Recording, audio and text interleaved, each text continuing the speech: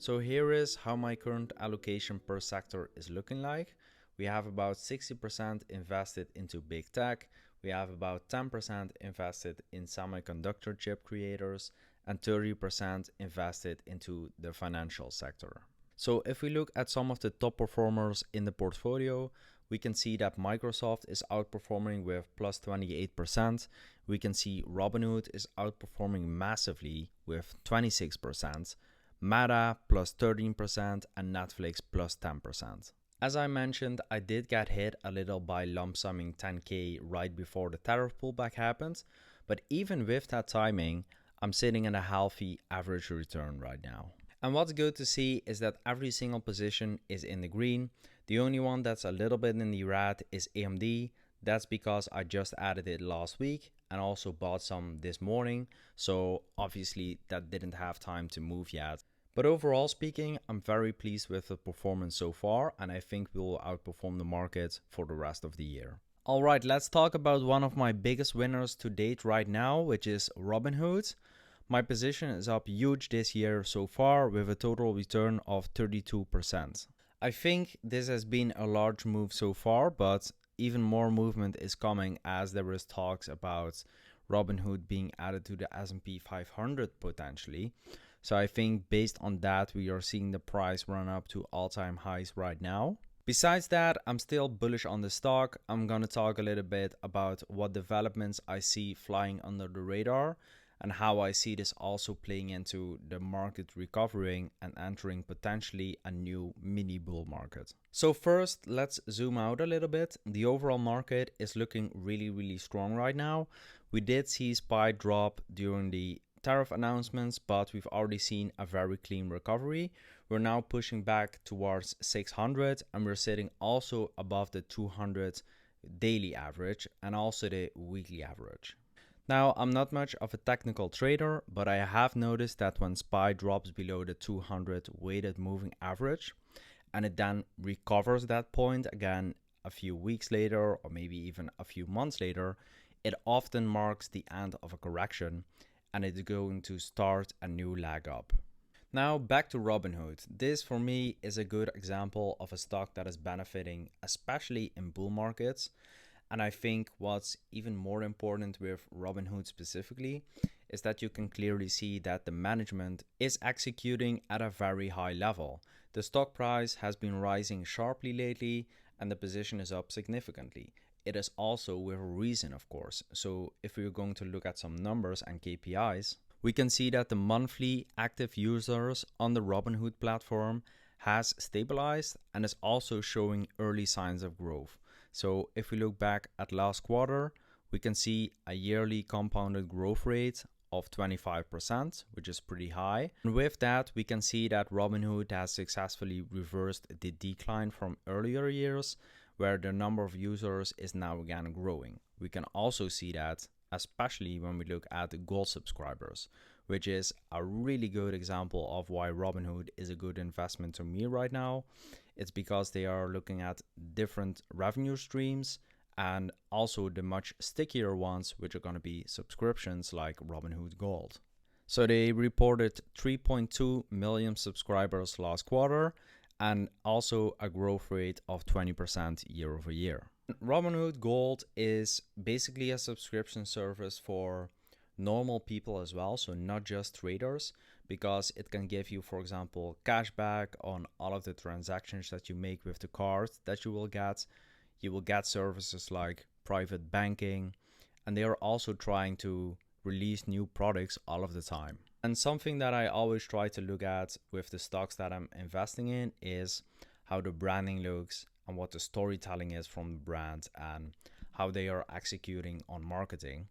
I also think the product for the consumer should be really good.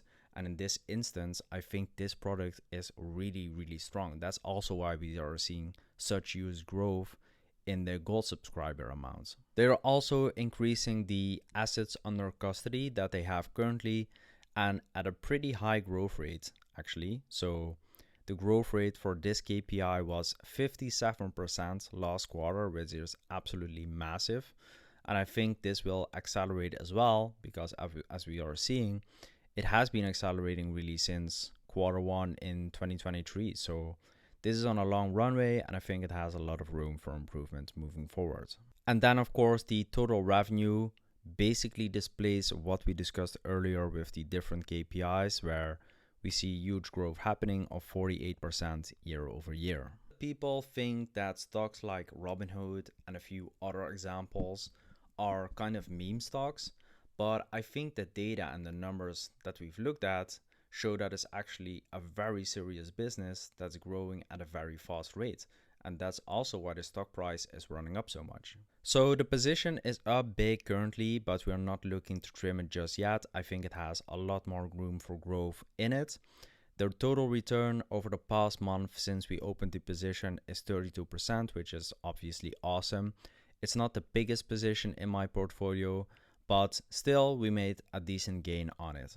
So I know that these super high growth stocks aren't for everyone, as they are like super volatile. As we can see from the charts, there was a huge dip from February into April. Let's say you bought the top in February or somewhere close to it, you would be in a lot of stress probably when it was April. That's also why you need to keep a close look at the price trend and maybe a good spot where you might want to buy this stock. So put it on your watch list, decide a price where you think the value is right, and if you can get in at that price, the total return on the stock price can be super big. Yeah, I'm bullish on Robinhood. I'm gonna continue holding it. If I see a big drop in price to, let's say, $40-$30 maybe, I think something significant needs to happen for that to happen, but you never know with the market. So if that happens, we will load up some more, but currently I'm staying in the position and we're gonna ride the wave. The most surprising things this quarter so far was actually the tariff dip, but also the recovery that happened for many stocks afterwards. If we look at Microsoft, for example,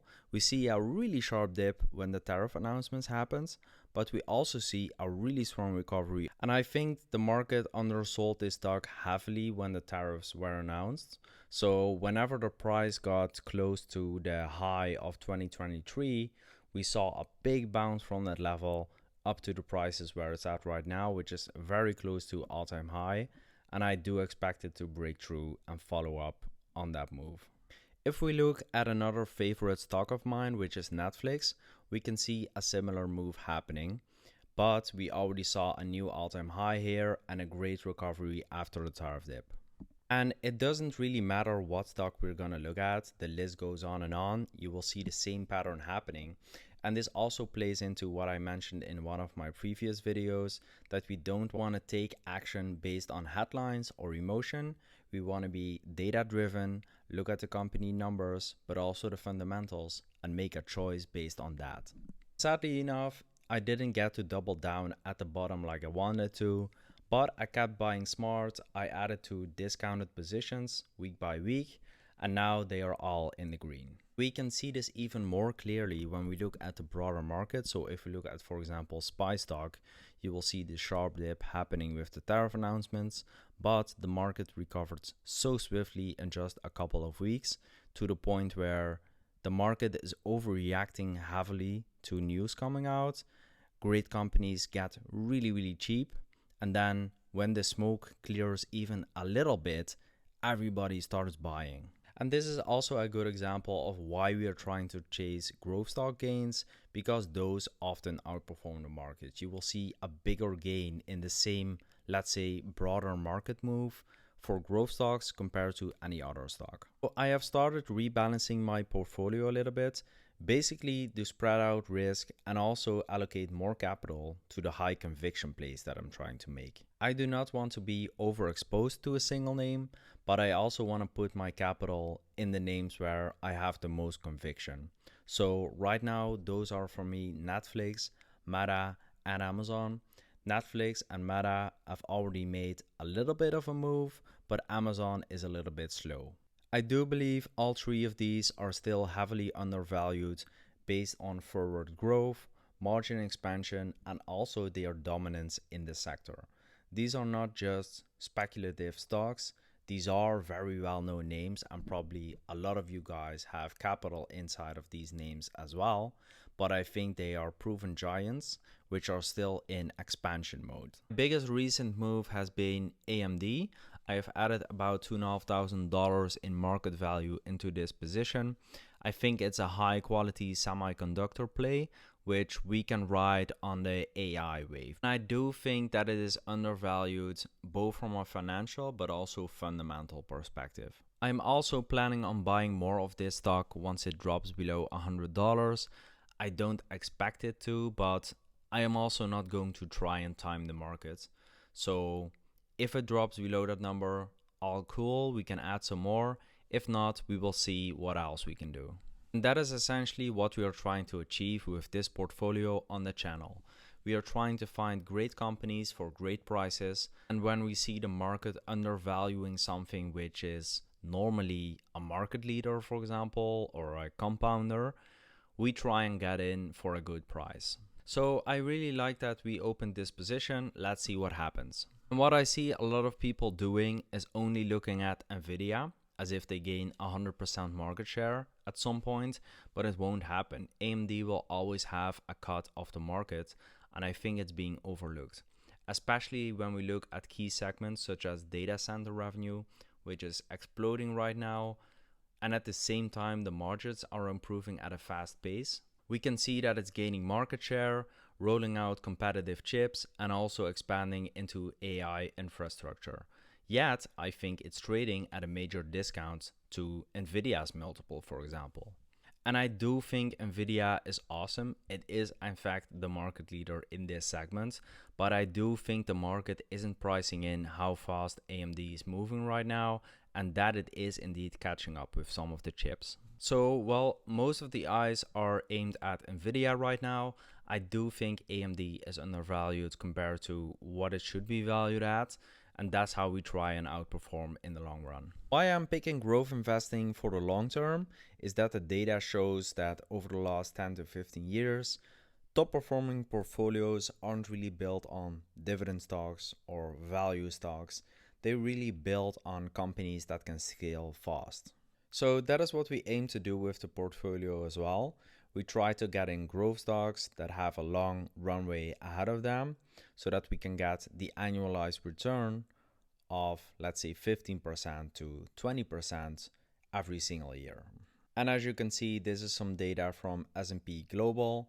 So over the last 10 years, if we single out growth stocks, which are then stocks in the S&P 500, which have certain characteristics that show that they are in a growth mode, which was primarily big tech with huge earnings growth or expanding margins or expanding into new markets. And those are the stocks that rise up so quickly and so fast in a linear fashion almost. And this is then the QQQ versus the S&P 500 over the last 10 years, where we can see that the QQQ outperformed the S&P 500 by quite a large margin in percentage. So if we look at what companies are in the QQQ, we can see that it is indeed mainly big tech. So we have, for example, Microsoft, Nvidia, Apple, all the big names really, Meta, Netflix, Tesla. But those are also the ones that have shown that they can scale profitably over time. And I do know that big tech valuations have risen a lot over the years, but I still think it is one of the best sectors, if not the best one to put your money right now, because there is so much innovation happening. It already happened and it is still happening. And in the future, we see it right now happening with AI, for example. I think these are the companies that are going to scale even harder with this kind of technology. And that is what we are trying to achieve here with the portfolio. We're trying to find the companies that can scale over, let's say, 10 years or 5 years. We're not looking for a small percentage yield, but we want to find the multi-baggers that can 5x over a decade.